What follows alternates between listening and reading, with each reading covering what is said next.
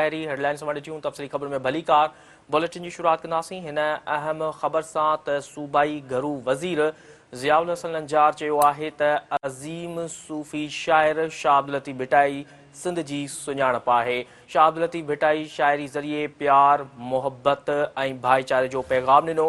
संदसि चवणु हो त उर्स जी तक़रीबुनि खे पुरअमन बणाइण लाइ इनफरादी ऐं इज्तमाही किरदार अदा करणु घुरिजे। घरू वज़ीर चयो त 3 ॾींहनि जे उर्स तक़रीबुनि जे मौक़े ते फुल प्रूफ सिक्योरिटी लाइ उपाउ वरिता वञनि। अवांखे आगाह करे रहिया आहियूं अहम ख़बर जे हवाले सां त सूबाई घरू वज़ीर ज़ियाउल हसन नंजार चयो आहे त अज़ीम सूफ़ी शाइर शाह अब्दुल लतीफ़ भिटाई सिंध जी सुञाणप आहे। शाह अब्दुल लतीफ़ भिटाई शाइरी ज़रिए प्यार मोहब्बत ऐं भाईचारे जो पैगाम ॾिनो।